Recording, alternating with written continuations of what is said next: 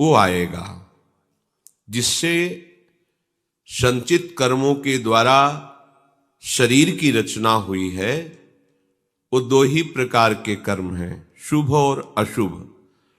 शुभ पुण्य फल अनुकूलता, अशुभ पाप फल प्रतिकूलता, जिसे सुख और दुख कहते हैं।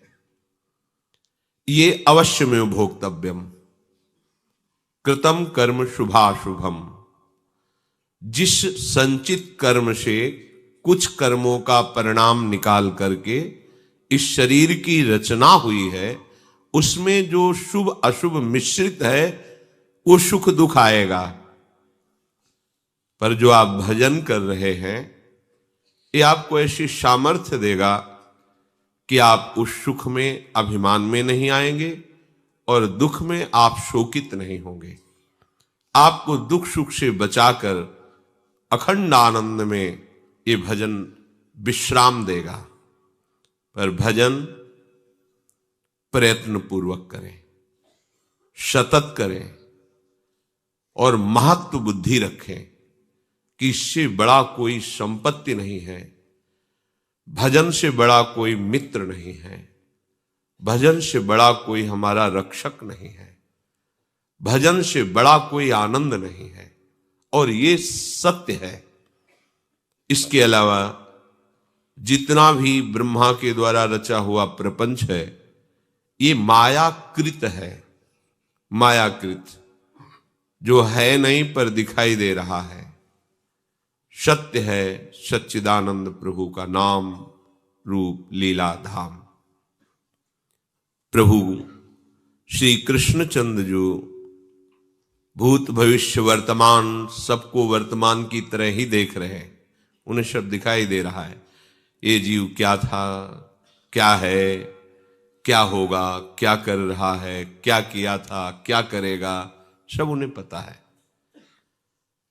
वो आदेश कर रहे हैं, प्रयत्नाद्यतमानस्तु योगी संशुद्ध किल्विषः अनेक जन्म संसिद्धस्ततो याति पराम गतिम।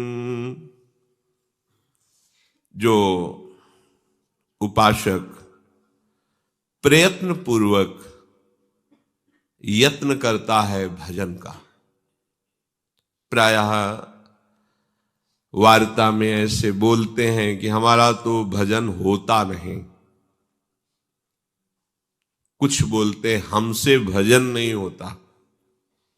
दोनों बातें आप स्वयं अपना नाश करने के लिए बोल रहे हैं। आप राजी हैं मन बुद्धि की चाल में चलने से, इसीलिए आप ऐसा बोल रहे हैं। ये भव समुद्र संसार तुम्हें डुबोएगा, दुख देगा, कोई तुम्हारा साथी नहीं है, भजन ही तुम्हारा साथी है। भजन जो पहली बात कि हमसे होता नहीं, तो भजन होता है सिद्ध महापुरुषों का,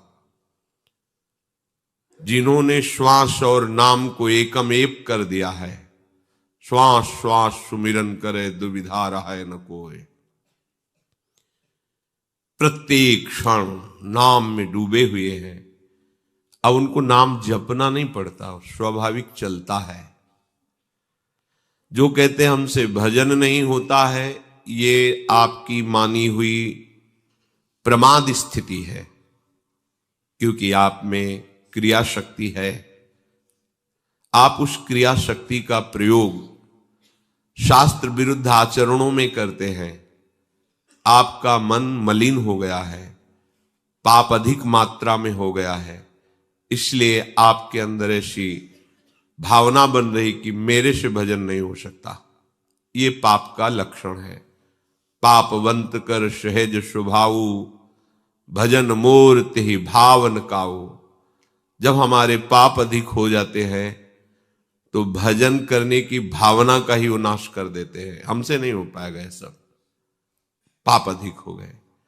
अगर कहीं पाप हैं पर वो पुण्य को दबा नहीं पा रहे, तो आपको साधु संग शास्त्र स्वाध्याय और सामने की दृश्य परिस्थिति ऐसे विचार में डाल देगी कि आपका भजन होने लगेगा, क्योंकि आपके पुण्य जोरदार है।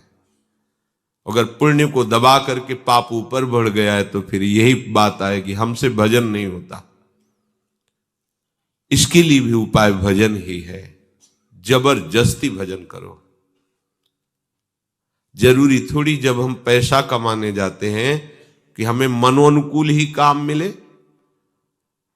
अब हमको ले गया अपनी लेबरी कराने के लिए, 8 घंटे के हमको 500 रुपए देगा। अब वो जो चाहे झाड़ू लगवावे, ईंट पत्थर ढुलावे, कुछ भी करे, तो हम मन को राजी कर लेते हैं 500 रुपए के लिए। 8 घंटे में 500 रुपए मिलेंगे, इसकी गाली भी सह लेते हैं, इसके कहे हुए अनुसार क्रिया भी कर देते हैं, तो हमें परम पद मिलेगा, महान सुख मिलेगा, समस्त दुखों से निवृत्ति हो जाएगी। ये जीवन की शाम होते होते आपको मिल जाएगा। सही ढंग से भजन करो।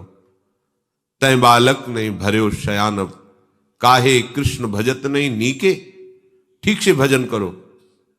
क्या ठीक से? कुत्सितवाद विकार परधन, सुन सिख मंद परती बंचु। गंदी बातें सुनना बोलना बंद करो। काम क्रोध लोभ मोह मद मत्सर, ये विकार तुम्हारे नाश में तत्पर हैं। इनको मित्र मत समझो, इनसे हटने की चेष्टा करो, विकारों का त्याग करो। दूसरे के धन से सुखी होने की भावना का नाश कर दो, नहीं तो तुम्हारा नाश कर देगी। दूसरे की मां बहन की तरफ गंदी दृष्टि देख करके उनमें दोष भावना उत्पन्न हो जाना साधक के पतन का लक्षण है।